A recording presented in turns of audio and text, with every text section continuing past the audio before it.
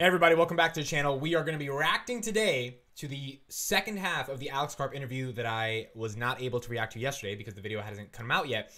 And this part of the interview was interesting. This part of the interview did not necessarily talk about China and Taiwan and Russia and all that stuff. I talked about that yesterday. You can check that video. I'll put it in the description. This part of the interview had two other parts. Number one, if Alex Karp pays attention to the stock price and what that means for, you know, how he thinks about the business and the company and the employees and all that stuff. And number two, Palantir being a consulting firm versus a software company, which is an incredibly interesting conversation that I've been talking about for the past couple months now, and I have some thoughts on it. So we're going to get into that. I talked about Alex Karp yesterday, talking more about the geopolitical stuff. Now we're going to talk about more deeper stuff around how he thinks about the actual stock. Let's get into it right here. It's some interesting stuff that I think we're going to all want to hear. And asked him about whether he watches the stock price. Really, never. But you must. Did you hear that? He said never. My guy said never. Now, is he lying? 1,000%. There's no way it's never. Like literally, technically, it can't be never. I'm sure he gets updates on his phone about, like, there's no way, right? He sees it. But you've got to put on that persona if you're a company that's doing a long-term thing and you don't care about the stock price, because if you let Wall Street know you care about the stock price, they're only going to hurt it more. You got to stick to the mission. Look at it, given what's happened, given the collapse. And I ask because I imagine that you have employees who are looking at that stock price, and that creates its own complication. Let me explain. Let me just, first of all, Palantir's launched 5 of the most important products in the world, some of which are playing an active role in every part of your life, both in terms of disseminating COVID, vaccine, and lots of things we don't talk about. Every time we launch a product, people think we're idiots or crazy or insane, and very often these products power the world. So I don't see going on a DPO any different than launching a... We're going to talk about why he mentioned Palantir creates 5 of the most important products in the world in a little bit. But notice how he started answering that question. He was like, first of all, we create the most important software company products in the world. Now, in one sense, yes, I love that, because I'm like, yes, great. You're reminding people why Palantir is so amazing, which is why the stock price doesn't really matter, and we'll get to that again in a second. But in some respects, from a communication perspective, it's not like, that's not what he asked about, right? He didn't ask about, do you create the most important products? He was just like, how do you feel about the stock price? And he's like, well, Palantir creates 5 of the most important products. It's like, that's not answering the question, right? So at some level, it does seem a little bit dodgy, even though he's about to answer it. But, you know, when you start with that, it's like, all right, you're not really answering the question. Product. We're in the very difficult times. Palantir is built for difficult times. Of course, I care what employees, investors are going through, but what they should care about, and what I care about is, where's the company going to be in a couple years? And let me tell you another thing about bad times. Our primary competition are startups invigorated by the hot, somewhat caustic, and addictive fumes of loose venture dollars. Those companies are being cut off from the vapors of those fumes, and that affects my business much more than any stock price, meaning that I do not lose employees to these companies that are 2 days before they fail.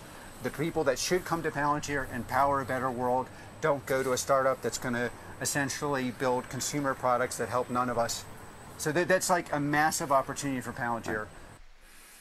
Okay, so let's analyze exactly what Karp is saying there, because I thought this was a really interesting point, and it's something to analyze. Startups have been raising capital pretty crazily, that's not a word, but at a pretty crazy rate over the past 2 years. And why do I know this? Because I have a startup right now, and 2020, 2021, people were getting funded for like just any random ideas. So there was a little bit of a bubble forming. Now, as a result of all these startups raising all this capital, they get to hire engineers, right? Venture capital dollars subsidize the cost of them hiring engineers. Most of the time, starting engineer salaries anywhere from 110 to 150. It can be really expensive. So when you've got someone working at Palantir who's maybe getting, you know, 120, 130 and not that much equity, versus going to a startup and getting like 2% of the business and maybe getting 150 as well, because again, all these venture dollars are subsidizing this, you're losing talent. And Karp's argument here, and it's going to go back to the stock price in a second, is that if he doesn't have to worry because the market is turning down, around venture capitalists and startups stealing his best talent because they're incentivizing them with money, and they're essentially not doing anything meaningful in the first place. All they're going to do is build consumer apps that are going to monetize our attention, then that's good. The market downturn is good for Palantir. It's not good for the stock price, obviously, because the stock price is down, but it's good for the long-term business, because in order for the long-term business to remain long-term, you've got to have the best talent in the world. You're competing with the biggest technologies companies. That's why they're doing excessive stock-based compensation. Now, in order to have that talent, you also need to ward off all of these startups, which Alex Karp, in his own words, says is the primary competition to Palantir, that are stealing away that talent and incentivizing them with 2% of a company that's just going to build advertising products that aren't going to change the world, that aren't going to stop the Russian-Ukrainian crisis, that aren't going to change climate change, like that aren't going to actually do anything meaningful. So the market downturn sucks for investors like you and I and people who have invested in the stock at 20, 25 bucks and now we're down on our money. But it's good for Palantir because that means those employees are not going to leave to startups that aren't going to do anything. They're going to stay in the company. They're going to have their shares vested over the next 3-4 years. And in a couple of years, which is exactly what Karp says, the stock price will be back up. He didn't literally say it, but he's basically saying it. And as a result of the stock price being back up, we're going to look at this as a little blip, and the downturn would end up being ultimately healthy in the long term because it saved the employees from leaving. So even though the employees are looking at their options and they're like, oh, this is screwed. My options were at 15 and now the stock price is at 7. They actually will get a chance to appreciate those options that they have in the future. And in the meantime, to get there, they're not going to be convinced to go to some startup that's inevitably going to fail anyway, which is a result of the downturn. That's the first thing. The second thing is about meaning and purpose. So when Karp is saying, look, we create 5 of the most important software products in the world, I think the reason he introduced that, and he could have said it in a little bit more of a direct way, is basically people need to care about the work that they're doing every day. And if they don't care about the work that they're doing every day, there's no value to them working, right? So if we're creating 5 of the most important software products every day, but your stock options are in the gutter, understandably, because the market has crashed, but you're doing something meaningful, you're going to stay while the price goes up eventually, and you're not going to cry about it because you come into work doing something meaningfully. I can guess that the people at Snapchat, in which their stock price went to the gutter, Snapchat stock is down 40%, they might be struggling a little bit because they might not have any meaning in their work. Because what is the meaning of Snapchat? You're just building ads to go in front of selfies. Like, it's not really that meaningful of an existence. So at the end of the day, if you come to work and your stock price is in the gutter and there's nothing meaningful to do in the work, then there's no value to come into work in the first place. But Palantir and Karp's argument is like, we're creating stuff that matters. So even if the market doesn't get it, and by the way, the market doesn't get anything right now, all growth stocks are hit, the employees will feel a sense of meaning and purpose, and they won't be convinced to go to a startup. And as a result, their stock prices will go up, their options will vest at reasonably appreciated levels, and they'll be happy in their work, which is what you need to actually retain talent. So I think that's the argument Karp is going for there. And ultimately, I mean, I think it's a good argument. I think, maybe he could have said it a little bit better, but I think the argument, the point came across and it made sense. He took the gloves off, no holding back about what he was speaking about there in terms of his views of Silicon Valley. I also asked Karp, though, about the perception of Palantir on Wall Street, and specifically a report by Morgan Stanley, an analyst there, that questioned whether Palantir should actually be valued as a true software company or a consulting firm. I know what they're going to say in 2 years. Why do I read them now? He says, I know the end game, basically. What are they going to say in 2 years? They're going to say, you know what? Palantir focused on building high-quality revenue. 60% of it comes from the only source that isn't going to go away. They make free cash flow off of that, and they've delivered 5 of the most interesting products in the world. By the way, they will then be writing about Apollo and our stuff on the edge and the military stuff we can't talk about, and our revenues will have increased. And in the end, this is a guy who knows the end game, right? And when he's like, hey, look, I know the end game, he's kind of confident about, and this is the stuff I like. He's like, I know what's going to happen. I know it. And because I know it and you don't, sucks to be you, but I know it. And it's a multiple on revenue. Right. And that's what they're going to write. So what this Morgan Stanley analyst said is this is a company that should be considered a consulting company, not a software company. And that was in terms of what the multiple that should be applied to that company. How do you think about that? It's complete idiocy.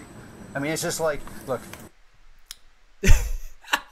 Even when he burns people, he didn't say he's a complete idiot, which I think would have even been a little bit more harsh because you're calling that direct person. He says it intellectually, idiocy. I forgot that was even a word, idiocy. So that's a very interesting part of what Karp's doing here. Now, a couple things before we finish off what he's saying. Actually, no. Let's finish off what he's saying because I have a thought. So let's finish this off. The company that supplied the product that supplied your vaccine, which I'm sure he took, comes from us. The products that are involved in every war effort in the world come from us. We're working in environments I don't even know about where my product is installed. No one has access. It's like this is just like something that people believe. I'll tell you, this comes from when we build a product, we deploy it, and then we iterate to the point of product productivity. Karp, as you guys know, is a longtime critic of Silicon Valley, and I asked him whether he... Okay, so that was the main part of the interview. Now, the last part of the interview, they're just criticizing Silicon Valley. We don't really have to watch that because we know what Karp thinks about Silicon Valley. But this consulting thing was an important thing. Now, I did an article about this a while ago on dailypalantir.com around, is Palantir just a consulting firm? And I think it's a really good article everyone should check out because Palantir is not a consulting firm. The way I would have liked Karp to answer that question, like the real way I think Karp could have answered that question right here. Is Palantir just a fancy consulting firm? I'll probably put this in the description. Definitely an article to check out. Very simple answer to the question. Hey, Andrew, does a consulting firm have 81% gross margins? And you should have just paused, right? Sometimes in communication, it's important to just pause. Just pause. Because as soon as you say that, Andrew Ross Sorkin is going to be like, no, Alex, they don't. And then he would have been like, well, Alex, that's your answer. Or Andrew, that's your answer. Consulting firms get billed by the hour. I know this because I have a consulting firm. I get paid by the hour. And I do presentations and strategy and all this stuff. And look, sometimes it can be really good money by the hour. But the problem is it's by the hour. A software company is the most lucrative thing in the world because you build it once and you just give it to the world. And then the margins just keep coming because your CapEx is so minimal because it's software. It's like infinitely scalable. So that's what Palantir does. And they create some of the most complex software in the world. So when he says it's complete idiocy, I 1000% agree with that statement. Maybe it's a little harsh, but sometimes you've got to be that harsh. When someone calls you a consulting firm and you have 80% gross margins, and maybe you're helping the clients actually understand the product. So there's a couple of weeks, maybe a couple of months of like understanding how to use the product in their business, but then you're gone and they use it for the next couple of years. That's not consulting. That's helping them use the product. You're not getting paid for that. They're not paying you to send a forward deployed engineer to help learn about the product. That's part of buying this massive product that they're buying. They would appreciate if you would help them learn how to adapt it to their business, and then they use it, and then you get 80% gross margin. So it's like it's absolutely, it doesn't make any sense to say that it's a consulting firm at all. So those are my thoughts on this recent interview. Apparently, Karp is doing a talk at the WEF forum right now as well. So I will be covering that in the future. There's a lot of stuff going on with Palantir and Karp. There's another video. They did a partnership with Stellantis. That video will be out soon. I'll be talking about that as well. Check out dailypalantir.com. All the information will be posted out there. And by the way, we are looking for writers for dailypalantir.com. If you're passionate about Palantir and you want to write things about Palantir, email me at dailypalantir.com if you'd want to be a writer and send me a resume. And because there's just so much news coming out, I can't cover all of it, and I'm trying, but it's just a little bit hard. Finally, I set up a Facebook group for Palantir shareholder investors. If you want to join the Facebook group, it'll be in the description, and you can check it out. You can check it out there. Thank you guys so much for watching. I'll see you in the next one. Bye.